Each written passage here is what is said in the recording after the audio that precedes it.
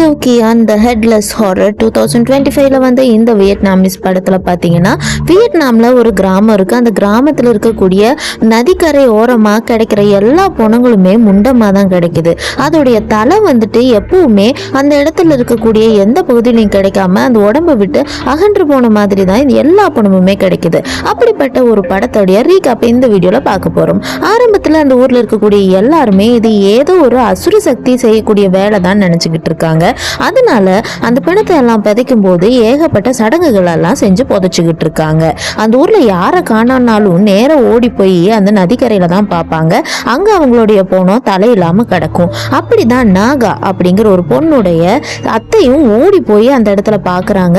அந்த பொண்ணு 2-3 நாளாவே காணாம போயிருக்கு. அந்த நதிக்கரையோட ஓரத்துல அவளோட செருப்பு மட்டும் இருக்கு.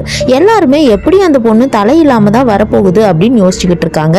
அந்த அத்தை அந்த செருப்பை வச்சுக்கிட்டு ரொம்ப கவலையா லியாம் அப்படிங்கிற அந்த ஊர் தலைவரை போய் பார்க்கலாம் அப்படின்னு இவ யோசிச்சுக்கிட்டு. இந்த பொண்ணு பேரு மூன். இவ பாத்தீங்கன்னா அங்க இருக்க எல்லாத்துக்கிட்டையும் கொஞ்சம் வாங்க என்னுடைய மருமகளை தேடலாம் அப்படின்னு ஹெல்ப் கேட்கறா.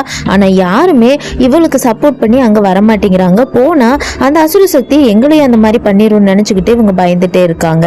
இவங்களை நம்பினா ஆகாது அப்படின்னு கியான் அப்படிங்கிற ஒரு பிரைவேட் டிடெக்டிவ் வந்து இவ இந்த ஊருக்கு கூப்பிடுறா. எப்படியாவது என்னுடைய மருமகளை எனக்கு கண்டுபிடிச்சு கொடுங்கன்னு அந்த பொண்ணு இவன் கிட்ட கேட்டுக்கிட்டு இருக்கா. அதனால இவன் இந்த ஊருக்குள்ள அந்த பொண்ணு கண்டுபிடிக்கிறதுக்காக அவ குதிரையோட சுற்று வட்டாரத்தில் இருக்கக்கூடிய எல்லாத்துக்கும் தெரிஞ்ச ஒரு ஃபேமஸான டிடெக்டிவ். ஆனா இவங்க ஊருக்கு இதுதான் ஃபர்ஸ்ட் டைம் வரான். இவனை பார்த்த உடனே எல்லாருமே பயப்படுறாங்க.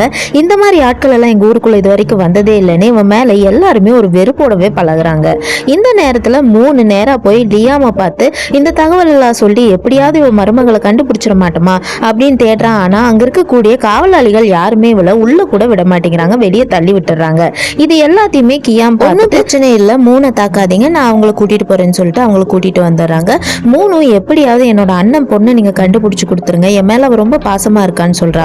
ஆனா கியாம் மனசுல எல்லாம் யோசிச்சுக்கிட்டு இருக்கிறது என்னன்னா, இப்படி ஒரு அரசன் எப்படி மக்கள் வந்துட்டு பார்க்காம அவங்களுடைய கஷ்டத்தை போக்காம இருக்கான், இதுல ஏதோ ஒரு பிரச்சனை இருக்குன்னு சொல்லிட்டு முதல்ல இந்த மூணுடைய வீட்டுல இருந்து ஆரம்பிப்போம் அப்படின்னு நேரா அவங்க வீட்டுக்கு போறான். அந்த வீட்டுக்கு போன உடனே பிஹா அப்படிங்கிற அந்த காணாம போன குழந்தையோடைய அப்பாவை பார்க்குறான். அவங்க அப்பாவும் வந்துட்டு பெரிய வருத்தத்தில் இருக்கிற மாதிரி தெரியல. அவன் ரொம்ப நார்மலா பேசிட்டு இருக்கான். அந்த குழந்தையோடைய அம்மாவை பத்தி யாருமே பேசவும் மாட்டேங்கிறாங்க. அந்த குழந்தையோட அப்பா மேலேயே கொஞ்சம் சந்தேகமா இருக்கு. இந்த மூணு தான் அவன் கேட்கிற கேள்விக்கு எல்லாத்துக்கும் பதில் சொல்றாளே ஒழிஞ்சு மத்த யாரும் அவ்வளவு ஈடுபாடு காமிச்ச மாதிரி தெரிய மாட்டேங்குது.